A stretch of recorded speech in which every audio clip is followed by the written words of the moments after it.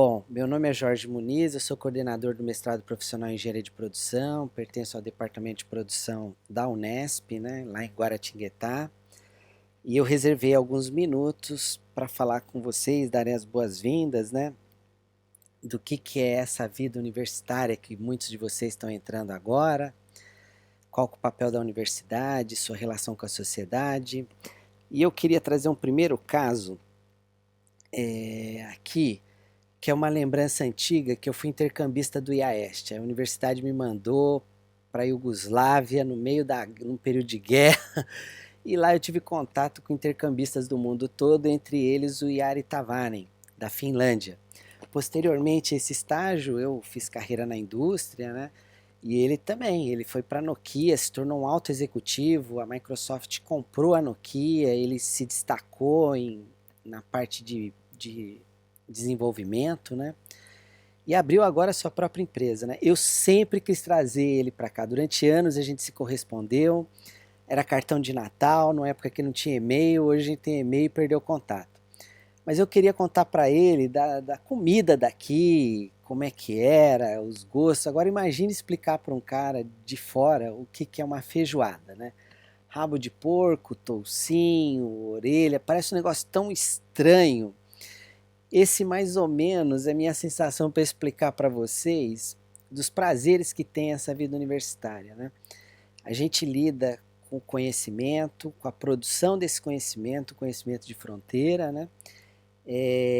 Isso tem um papel social super importante, traz para a gente uma responsabilidade com relação a discernimento, neutralidade.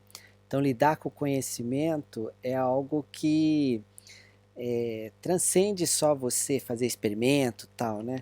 Mas você conversa com os colegas, né? A tentação da velocidade da publicação a qualquer custo. Então, várias coisas têm acontecido. E a gente tem tentado aí na trajetória do mestrado profissional incutir esse tipo de senso crítico para com os alunos, né? Então, desde o lançamento do programa, foi uma ideia que o Marins trouxe para o departamento em 2012, né? E agora em 2019 nós estamos iniciando a turma aqui com vocês, duas salas, nunca a gente teve isso até então, né? E o ano que vem com a Urca. Mas mais do que as logomarcas são as pessoas, né? E nesse momento histórico, criado aí, foi muito fomentado por uma demanda do Banco Itaú, onde a Amistad Maxion se agregou e a gente chamou alguns parceiros com projetos estratégicos para o programa e para o campus e outros campos da Unesp, né? Então esse é um momento de muita felicidade estar aqui dividindo com vocês algumas ideias. Eu estou aqui em Birmingham hoje, é uma universidade jovem, um pouco mais velha que a Unesp, tem mais de 100 anos, né? Mas foi aqui criada a primeira vitamina C artificial.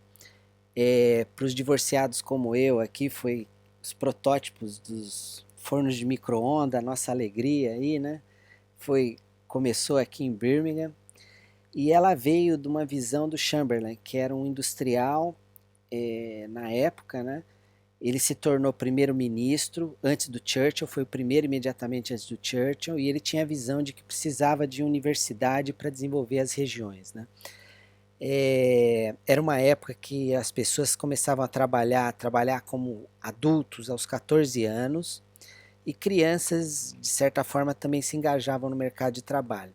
Foi aqui que teve a primeira residência feminina e o primeiro diretório acadêmico estudantil também. Então, a universidade é esse ambiente de criação, de trabalho interativo para a construção do conhecimento novo, né? O Brasil teve nomes que se destacaram muito no campo das ciências, né? Como cientistas em várias áreas. A gente tem alguns que o governo não gosta tanto, o governo atual, mas enfim, mesmo assim tem pessoas ainda se destacando e vivas, né? O que é mais importante. Nesse ponto, a USP, Unesp e Unicamp respondem hoje por quase 20 e poucos por cento da produção nacional de pesquisa, de publicação. Então tem um papel muito relevante. E a Unesp é uma das universidades que tem a maior inserção social, pelo menos que eu conheça, né? Ela está presente em 24 cidades do estado de São Paulo. Então ela influencia regionalmente muitas cidades, o desenvolvimento dessas cidades no estado que é o mais importante da federação hoje, né? Então não existe uma relação amistosa com a sociedade, de vez em quando a universidade é questionada se ela está falando a verdade ou não, enfim. Mas fora os acadêmicos, a sociedade tem nomes notáveis, a gente sabe disso, né?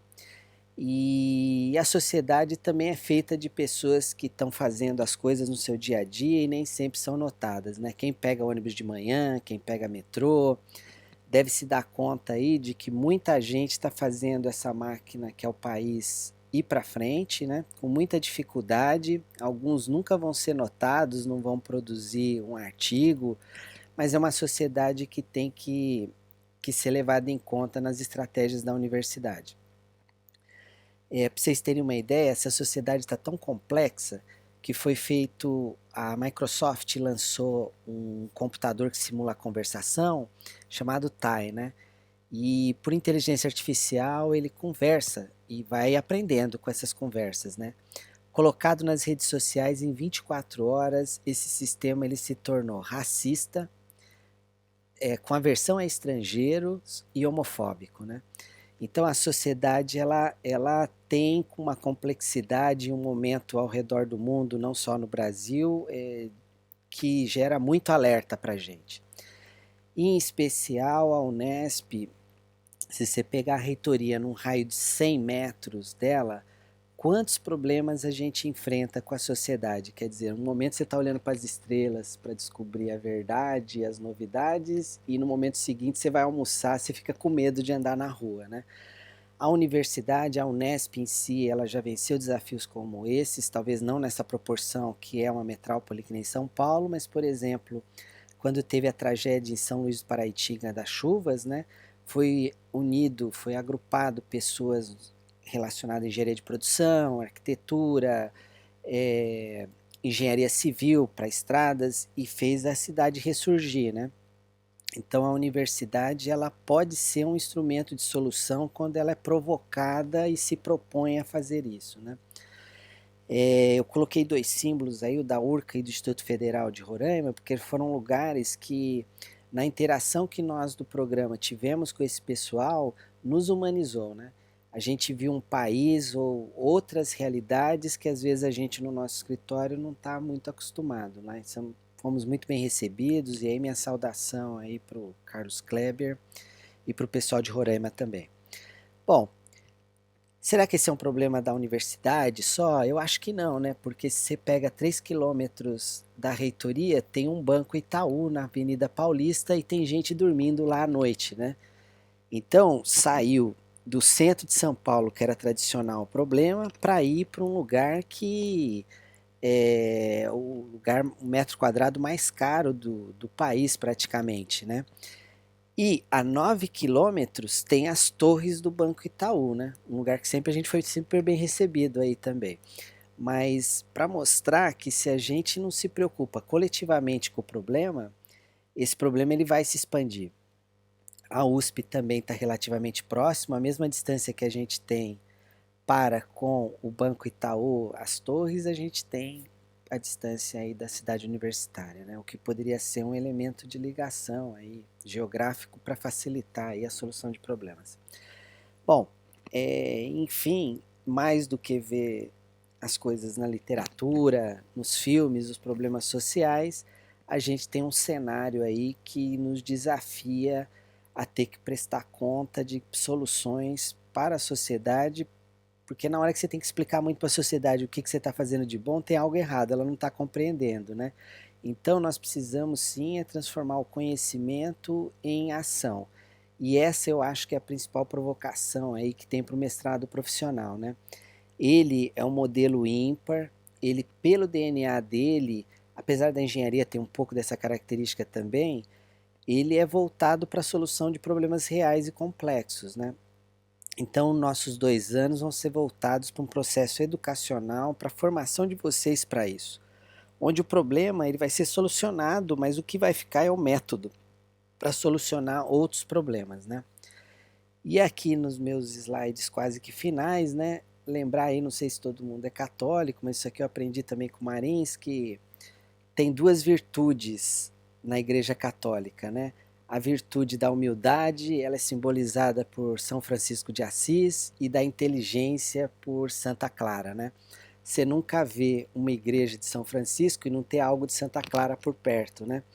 Então a universidade, ela é um lugar que ela deveria ou deve conciliar, né, a humildade e a sabedoria para a solução do dia a dia de problemas com propriedade, né? Sem ser coisa de esquerda, enfim. Então, o que precisa mesmo é nós nos incluir, estarmos incluídos na sociedade, não vê-la como uma entidade distante da gente. Isso vale para a relação universidade-empresa e não só esse lado social que eu coloquei agora há pouco, né? Então, na hora que isso for cada vez mais real, que a universidade fique mais à vontade com isso, que ela olhe um pouco para os problemas mais no seu entorno, e menos do hemisfério norte, talvez, né? A gente talvez não tenha que ficar tão preocupado aí se a CAPES vai cortar a bolsa, se não vai, né? Então, eu participo hoje com alguns outros colegas de projetos bem ambiciosos, como em breve vocês vão ouvir, que é o projeto do CREA Unesp Univesp, uma demanda do CREA para atendimento da sua comunidade de engenheiros no estado de São Paulo, numa formação de empreendedorismo tecnológico, né? Então, nomes como a IBM, PT estão envolvidos e outros, né? Então, nesse cenário aí que todo mundo aqui me pergunta de política, eu não sei se é mudança ou melhoria, mas eu fecho aí com uma mensagem positiva para vocês, de que vocês estão num lugar que tem pessoas dedicadas aí, preocupadas com a sua formação. É um trabalho muito personalizado, aluno a aluno, projeto a projeto. Nós temos estratégias muito ousadas aí para a turma de vocês. O professor Turrione, com calma, vai comentar nas próximas encontros que tiverem, né? E eu finalizo aqui a minha apresentação, as minhas boas-vindas, né? Querendo que deixando para vocês aí a certeza de que podem contar comigo aí para o que der e vier nesses próximos 2 anos, tá bom? Abraço a todos e encerro aqui a minha apresentação.